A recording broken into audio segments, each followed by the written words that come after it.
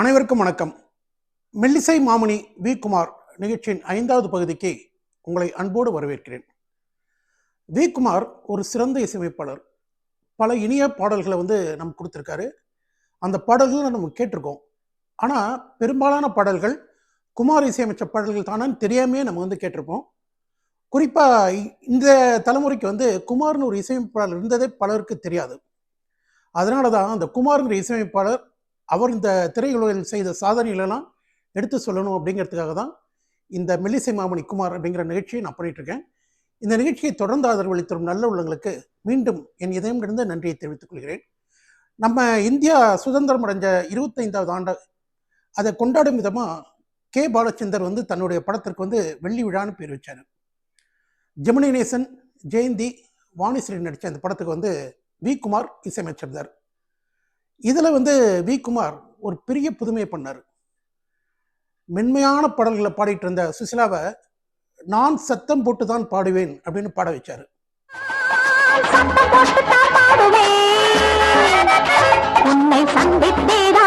வெள்ளி விழா படத்தில் வி. குமார் இன்னொரு புதுமையும் செஞ்சார். ஆர்ப்பாட்டமாக அதிரடியாக பாடிட்டு இருக்கக்கூடிய எல்லார் ஈஸ்வரிய காதோடு தான் நான் பாடுவேன் அப்படின்னு மெல்லிய பாடல், இனிமையான பாடலை பாட வச்சார். இந்த ரெக்கார்டிங்க்கு முன்னாலே குமார் சொன்னாராம், நீங்கள் பெட்ரூமில் உங்கள் ஹஸ்பண்ட்கிட்ட பேசுகிற மாதிரி ஒரு காட்சி, அப்போ நீங்கள் பாடுறீங்க, இந்த மைக்கை உங்கள் ஹஸ்பண்டை நினச்சிக்கிட்டு அதோட காதில் ரகசியமாக பாடுற மாதிரி பாடுங்க அப்படின்னாரா. எல்லார் ஈஸ்வரியும் மிக அருமையாக இந்த பாட்டை பாடியிருப்பார். நம்ம எதிர்பார்க்கவே முடியாது எல்லார் ஈஸ்வரியால் இப்படி பாட முடியுமா அப்படின்னு. ஏன்னா எல்லார் ஈஸ்வரி அப்படி சொன்னாலே அதிரடியான பாடல், ஆர்ப்பாட்டமான பாடல்களே பாடக்கூடியவர். அவரால் இவ்வளோ மென்மையாக, இவ்வளோ மெதுவாக, இவ்வளோ அழகாக ஒரு பாட்டை பாட முடியுமா அப்படிங்கிறது பெரிய ஆச்சரியமான விஷயம். அதில் சாதித்து காட்டினார் எல்லார் ஈஸ்வரி. காதோடு தான் நான் பாடுவேன் சூப்பர் ஹிட் பாடலாக விளங்கியது.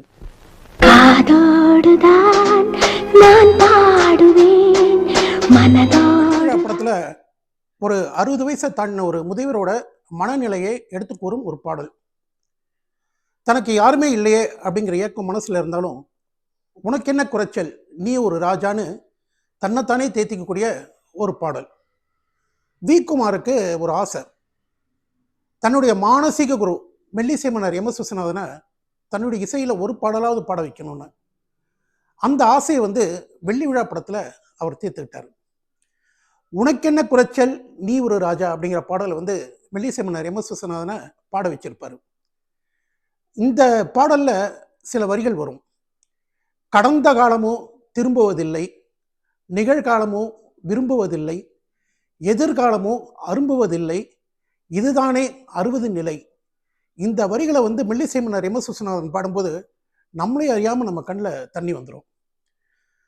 பல்லவி 2 சரணங்கள், 2 சரணமும் வெவ்வேறு டியூனில் இருக்கும். இப்படி அருமையான பாடலை கொடுத்திருப்பார் வி. குமார். வாலியோட வரிகளுக்கு உயிர் கொடுத்திருப்பார் மெல்லிசை மன்னர் எம். எஸ். விஸ்வநாதன். மெல்லிசை மன்னர் எம். எஸ். விஸ்வநாதன் பிற இசையமைப்பாளர்கள் இசையில் பாடிய முதல் பாடல் இந்த பாடல் தான்.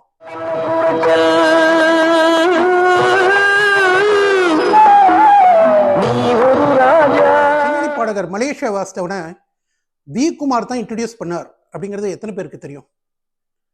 டெல்லி டு மெட்ராஸ்னு ஒரு படம், ஜெய்சங்கர், ஸ்ரீவித்யா நடித்த அந்த படத்திற்கு குமார் தான் இசையமைச்சிருந்தார். அந்த படத்தில் ஒரு பாடல், பால் விற்கிற பத்துமா உன் பால் ரொம்ப சுத்தமான ஒரு பாட்டு. அது ஒரு காமெடி பாட்டு. இந்த பாடலில் K.S. வாசுதேவன் அப்படின்ட்டு மலேசியாவிலேருந்து நடிப்பதற்காக இந்தியா வந்திருந்த ஒருத்தரை பாட வச்சார் வி. குமார். அவர் கூட சேர்ந்து குமாரோடைய மனைவி சொர்ணா அந்த பாட்டை பாடியிருப்பாங்க. பால் விற்கிற பத்துமா உன் பால் ரொம்ப சுத்தமாங்கிற அந்த பாடல் தான் மலேசியா வாசுதேவன் பாடிய முதல் பாடல். இந்த பாட்டை 90% யாருமே கேட்டிருக்க மாட்டீங்க. காரணம், இந்த பாட்டு பெரிய அளவில் ஹிட் ஆகலை. இது ஒரு காமெடி பாடல். முதல் பாட்டை நாகேஷ்காக பாடியிருப்பார் மலேசியா வாசுதேவன்.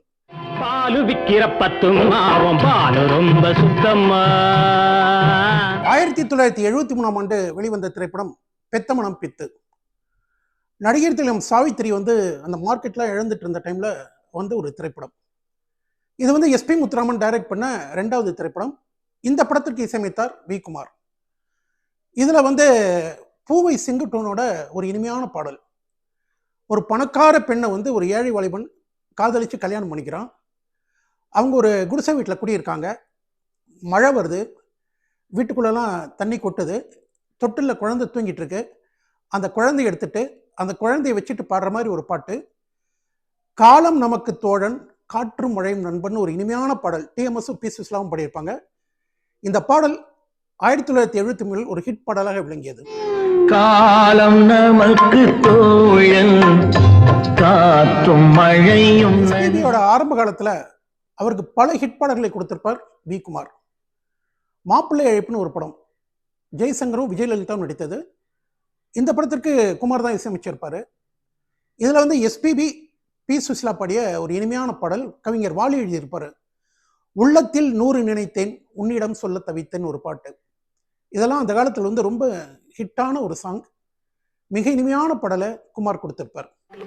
உள்ளத்தில் 100 நினைத்தேன், உன்னிடம் சொல்ல 1973 வந்து குமாருக்கு வந்து ஒரு மறக்க முடியாத ஆண்டு.